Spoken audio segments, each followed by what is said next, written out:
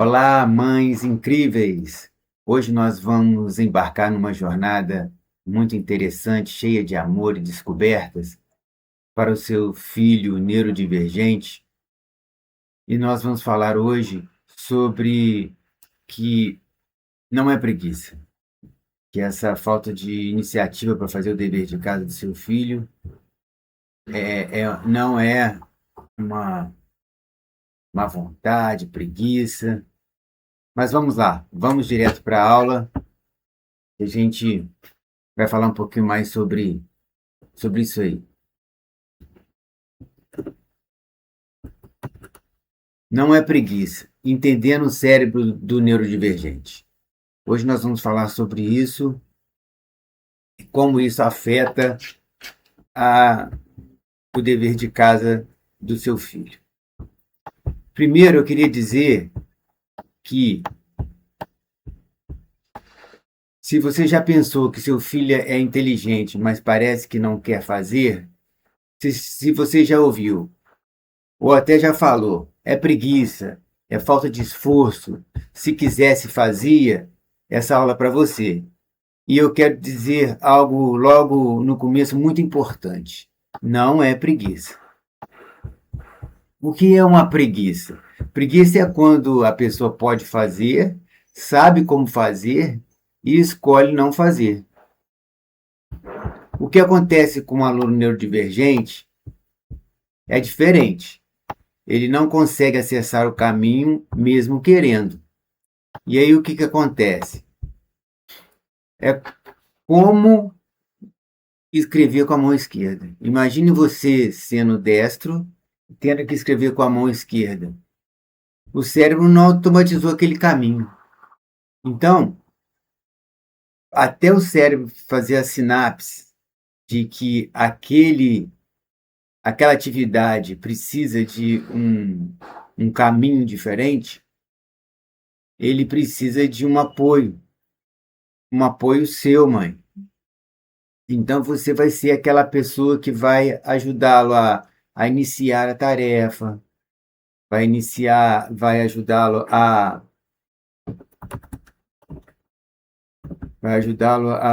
no processo da tarefa, início, no meio, no fim. Quando ele travar, você não ficar ali fiscalizando, né, como se fosse ali uma prova, um dever. Não, você auxiliar ele a retomar. Ele travou, você vê que viu com um caminho, tenta um caminho, não deu, tenta um outro, mas tudo como um aspecto de auxílio para que ele retome o processo. O cérebro do neurodivergente, ele tem uma certa diferença no aspecto processual, de processar os caminhos dos passo a passos. Então, quando você sentir que ele está dando um passo, ele travou no passo do conhecimento, é hora de você, mãe, atuar ali, literalmente pegar a mão do seu filho na parte do conhecimento e ajudá-lo ali a trazer ele de volta para aquele caminho aonde ele tem dificuldade. Então, com o tempo, ele vai processando e vai criando sinapses neurais que vão fazer com que ele entenda e que, junto com a repetição, ele consiga fazer a tarefa com mais autonomia. Então, é muito importante essa paciência, principalmente no começo, não forçar, não colocar muito tempo de dever. Ele travou, ele não quer fazer, não force. Vamos de passo a passo, com muita calma, mas entendendo o processo de conhecimento do seu filho. O primeiro passo, eu acho que um dos mais importantes é entender que o processo de conhecimento do seu filho é diferente, né? Ele é muito inteligente e ele precisa de um processo de conhecimento muito diferente. Mas vamos voltar para cá. Então, o que acontece? O cérebro do seu filho funciona de outro ritmo. Ele precisa de mais clareza e menos estímulos. Então, se você, mãe, já começa a clarear frases curtas, fazer a adaptação do currículo regular para o currículo funcional, não colocar muitas cores, muitas informações, só aquelas informações estritamente necessárias, aquelas informações práticas, já é também, nossa, um avanço significativo para o aprendizado. Então, aquela folha cheia de desenho que vem da escola, aquela folha cheia de informação, vai quebra aquelas informações em pedaços, né? E quando isso não existe, é, o cérebro entra em modo de defesa. Quando não tem essa clareza, quando não tem esse estímulo, o cérebro do seu filho ele se monta um escudo ali naquele cérebro que ele paralisa, ele trava, porque tem muito estímulo, ele está muito abstrato, ele não alcançou, ele não está entendendo aquilo. Então, como que isso se exterioriza? Exterioriza em choro, irritação, ele evita o dever de casa, por causa desses muitos estímulos, dessa falta de clareza, aquele dever que tem aquele enunciado que você lê e fala assim, gente, até para mim esse está muito abstrato, até para mim está difícil de entender esse dever de casa. Imagine por um cérebro do seu filho que é neurodivergente, ele precisa de um apoio para codificar aquele enunciado de um jeito que ele entenda, do jeito do caminho dele, ok? Quando a gente insiste mais, o cérebro do seu filho trava mais. Quanto mais cobrança, menos acesso cognitivo. Então, quanto mais você insiste para ele fazer, mais esse escudo cerebral, mais esse travamento acontece. Então, não insista, né? Comece com os pouquinhos. É como se fosse uma corrida de rua, assim. Comece com os primeiros passos, depois você vai lá correndo 100 metros, depois 200 metros, 1 quilômetro. E é assim que os maratonistas começam. Não começam correndo a maratona inteira. E aí a tarefa vira sofrimento para ele e para você quando você insiste, você, mãe, insiste em fazer o dever, principalmente quando o dever é escrito. Você força ele a fazer uma coisa que ele ainda não está preparado. E aí o que acontece? O dever de casa vira crise.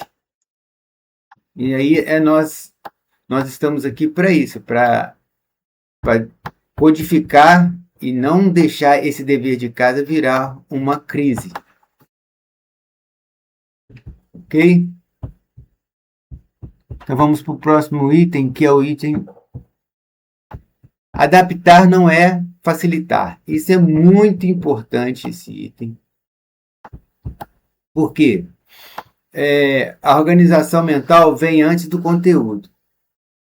Então, uma coisa que é um pilar aqui da mentoria Neurovia é que não é infantilizar a adaptação do currículo regular para o currículo funcional.